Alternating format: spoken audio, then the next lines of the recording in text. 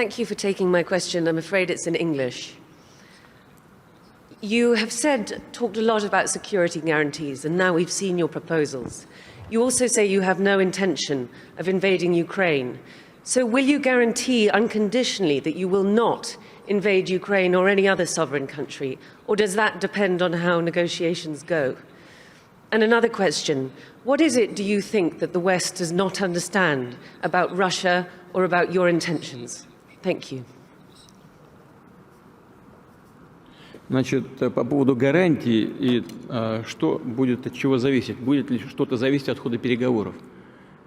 Наши действия будут зависеть не от хода переговоров, а от безусловного обеспечения безопасности России сегодня и на историческую перспективу. В этой связи мы ясно и четко дали понять, что дальнейшее движение НАТО на восток неприемлемо. Ну чего здесь непонятного? Мы что ли ставим ракеты рядом с границами Соединенных Штатов? Нет. Это же Соединенные Штаты со своими ракетами пришли к нашему дому. На пороге нашего дома находятся уже. Ну разве это какое-то избыточное требование?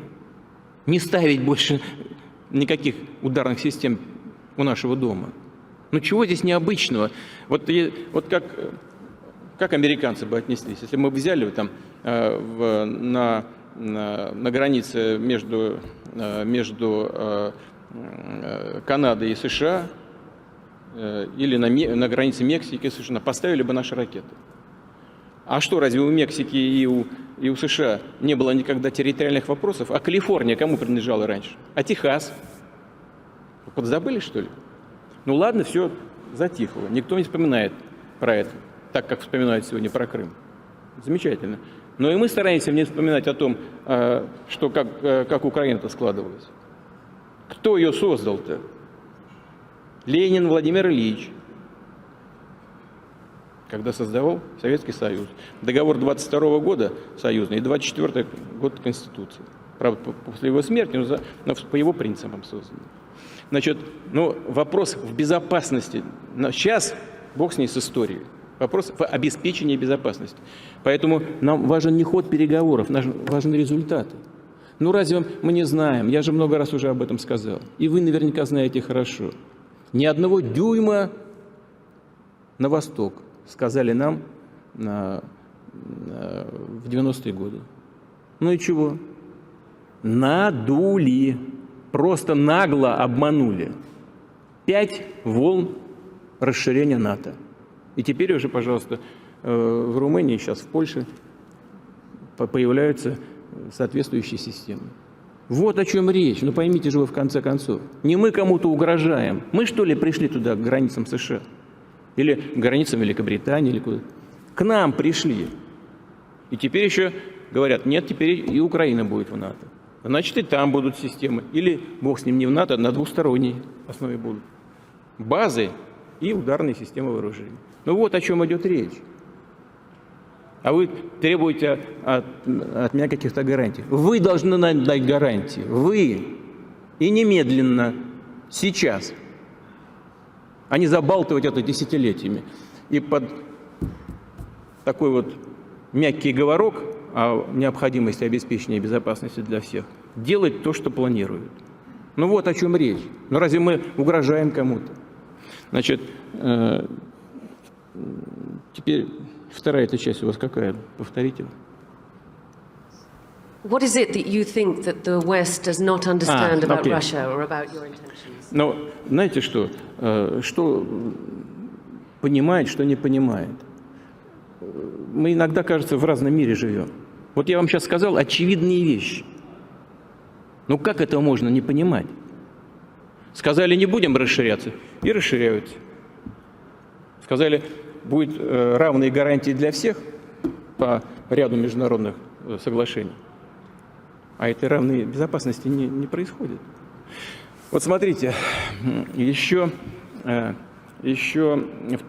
1918 году один из помощников Вудро Вильсона, президента Соединенных Штатов, сказал, всему миру будет спокойнее, если на месте сегодняшней огромной России появится государства в Сибири и еще 4 государства в европейской части.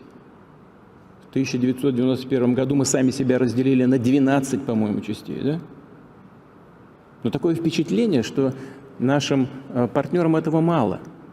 Слишком большая Россия, по их мнению, мы сегодня, потому что сами европейские страны превратились в малые государства.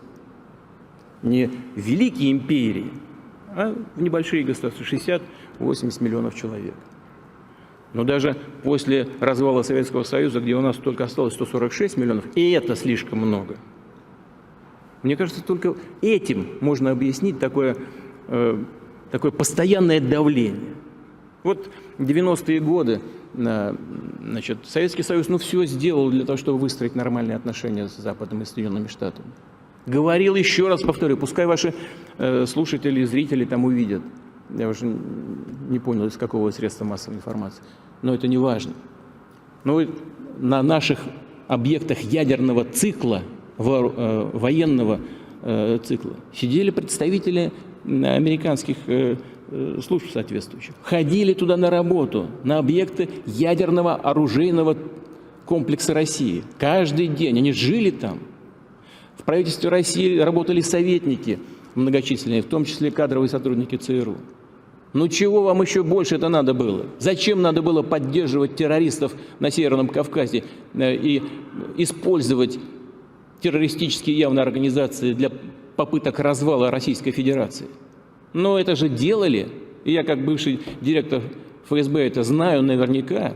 Мы работали там с двойной агентурой, они нам докладывали, какие задачи перед ними ставили западные спецслужбы. Ну зачем это надо было делать? Наоборот, надо было относиться к России как к возможному союзнику, укреплять его. Нет, все наоборот.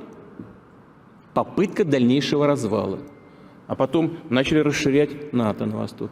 Ну, естественно, мы же говорили, не надо этого делать. Вы нам обещали не делать. А нам говорят, а где это написано на бумажке? Нету? Ну и все, идите вы подальше. Плевать мы хотели на вашу озабоченность. И так из года в год. И каждый раз мы огрызались, чего-то пытались, значит, воспрепятствовать чему-то. В озабоченности высказывали. Нет. Идите вы со своими озабоченностями. Будем делать то, что считаем нужным. 1, 2, 3, 4, 5. 5 волн расширения. Так что в чем они нас не понимают? Я не знаю. Вы спросите, что здесь непонятного? Мне кажется, все понятно. Мы хотим обеспечить свою безопасность.